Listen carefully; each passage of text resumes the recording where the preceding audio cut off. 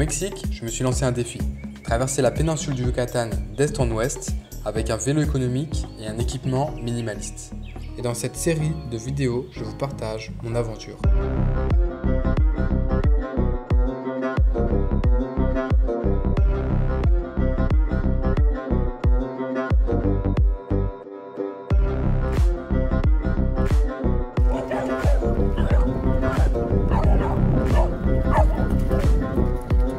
J'ai l'habitude maintenant, c'est bon, pas les couilles.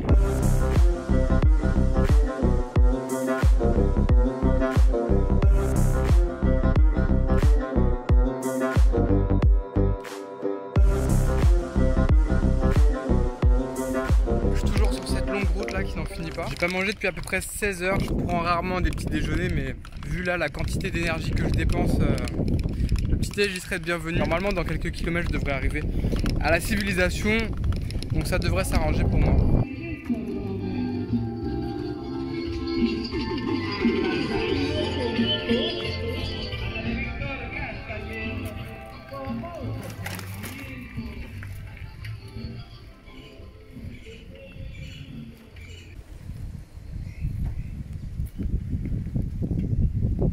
C'est ça le magasin du village.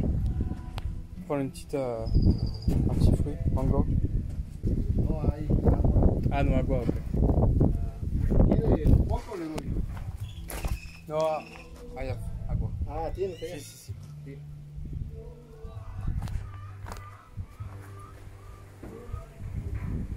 Lori, ¿cuánto mango? Gracias. Elle est grave bonne. ¿Ya?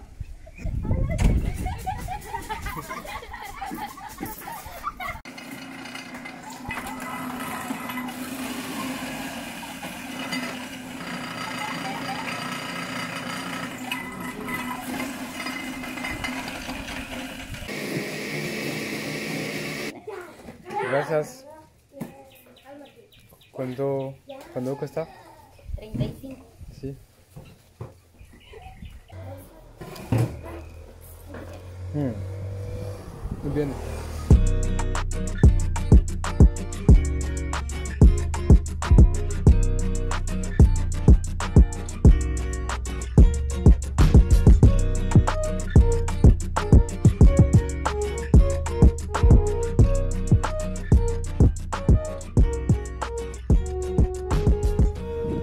En face de moi là il y a un décor de malade, du coup je vais vous montrer ça directement avec le drone.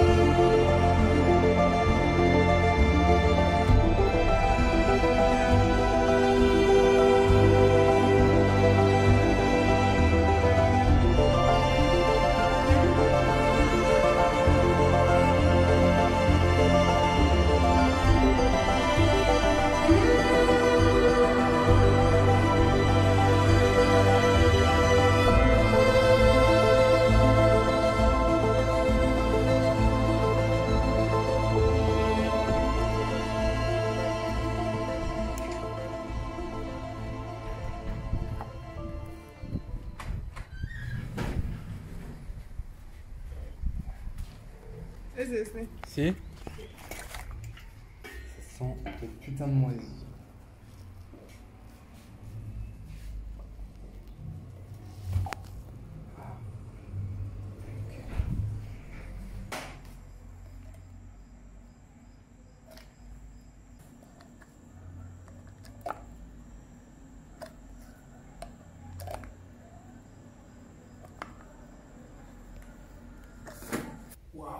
coup de soleil que j'ai, c'est un truc de malade.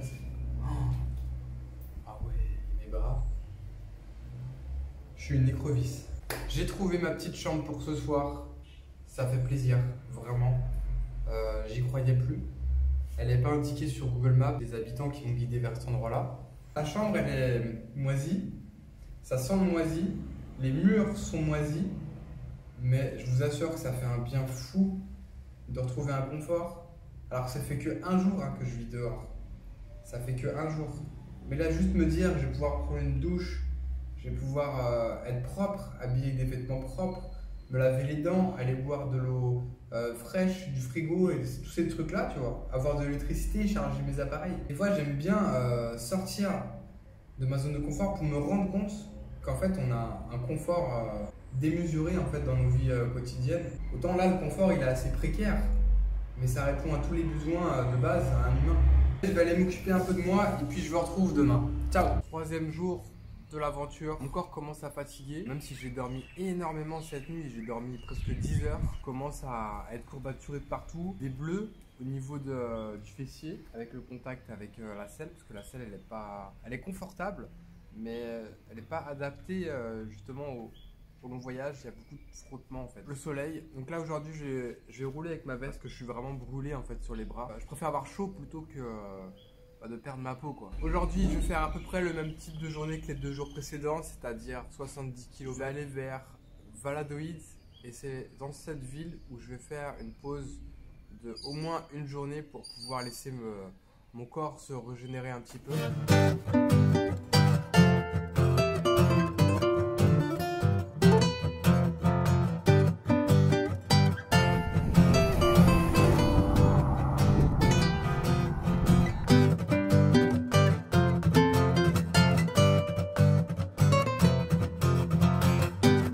J'arrivais plus à comprendre au niveau de l'heure parce que je me suis réveillé hyper tôt et je vois qu'il n'est pas finalement si tôt que ça. Donc j'étais un peu paumé au niveau de l'heure et je viens de capter que la frontière entre le Quintana Roo et le Yucatan, il y a une ligne de changement d'heure. Donc là j'ai pris une heure là en fait. Ils vouent ici un culte au Coca-Cola. T'as des magasins Coca-Cola, des camions de Coca-Cola, des tables, des chaises Coca-Cola, des gens qui se baladent partout avec des bouteilles Coca-Cola dans les mains.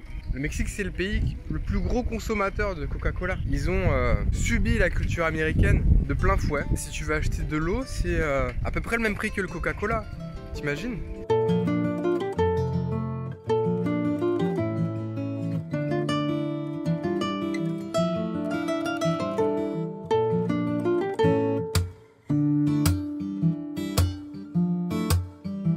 Il me tourne vraiment autour depuis tout à l'heure.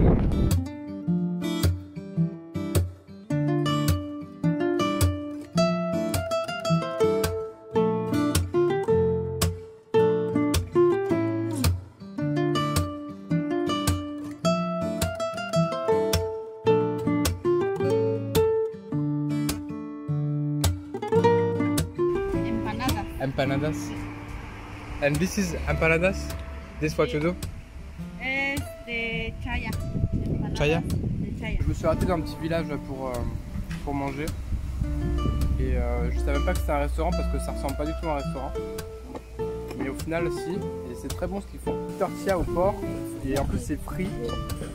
Et avec des petites épices du bled quoi.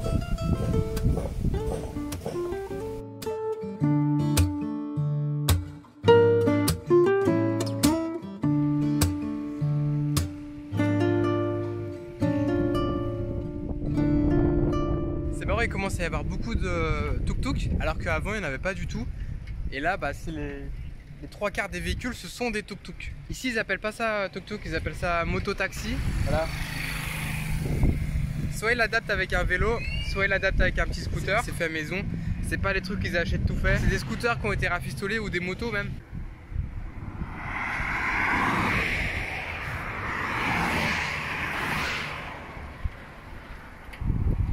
C'est pas des aigles en fait, c'est des putains de charognards. Ils attendent qu'il n'y ait pas de voiture sur la route pour pouvoir manger la carcasse qui est au milieu de la route. Petite pause cénate.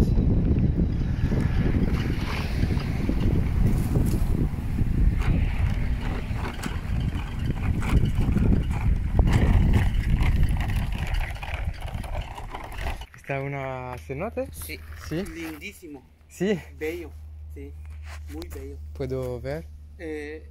La entrada del cenote está a 100 pesos.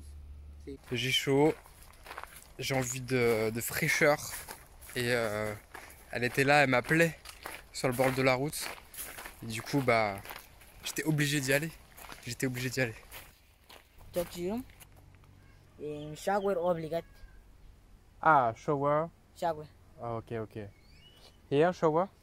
No, shower. Casita. ¿En dónde es la cenote? A ti, pero Aquí. Ajá, Ok. si va a bajar y va a volver a subir, va a tomar cansancio. Ok, I have to take shower first. Primero cambiarse y después ir a bajar. Good. Donc ici, dans cette cénote, il faut prendre une douche avant de rentrer dans la cénote. J'imagine c'est pour éviter de contaminer l'eau, pour éviter de ramener d'autres bactéries ou d'autres choses dans la cénote. C'est la première fois que je vois ça, mais je pense que ça devrait être la norme. Ah ouais, elle est profonde.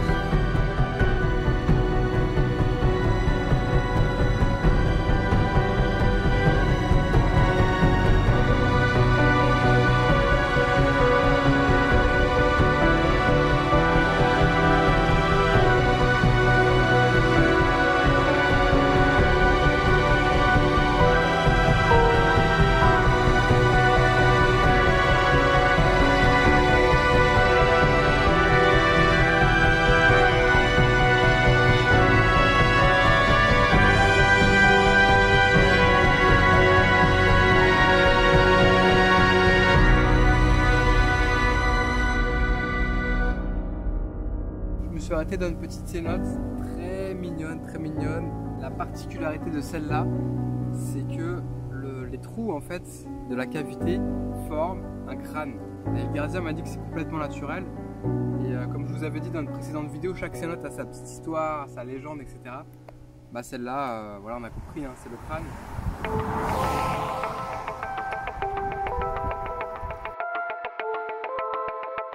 J'arrive à Valladolid là, comme prévu. Me voici à Valladolid. Cette petite ville était autrefois une cité maya nommée Saki. Mais lorsque les conquistadors espagnols sont arrivés dans la région en 1545, ils le rebaptisaient Valladolid, le nom de la capitale d'Espagne à l'époque. Les bâtiments mayas ont été démolis et les pierres ont été réutilisées pour la construction des nouveaux bâtiments coloniaux. Pendant des centaines d'années, cette ville fut le théâtre de violences, de révoltes, d'insurrections et de répression. Aujourd'hui, Valladolid est une ville au charme atypique, où la culture maya se mêle à l'architecture coloniale des ruelles colorées. Comme de nombreuses villes dans la région, une cathédrale domine la ville et il est même possible d'observer une petite cénote au centre-ville. J'espère que cette vidéo vous a plu. Si c'est le cas, n'hésitez pas à me le signaler à l'aide d'un pouce bleu ou d'un commentaire. Si vous n'êtes pas abonné, vous pouvez le faire, ça vous permettra de suivre toutes les prochaines vidéos. Et si vous vous intéressez à la liberté et au voyage, vous pouvez aller faire un tour en description, je vous ai mis des liens utiles, des listes de matériel, des e-books, des formations offertes et puis tous mes programmes.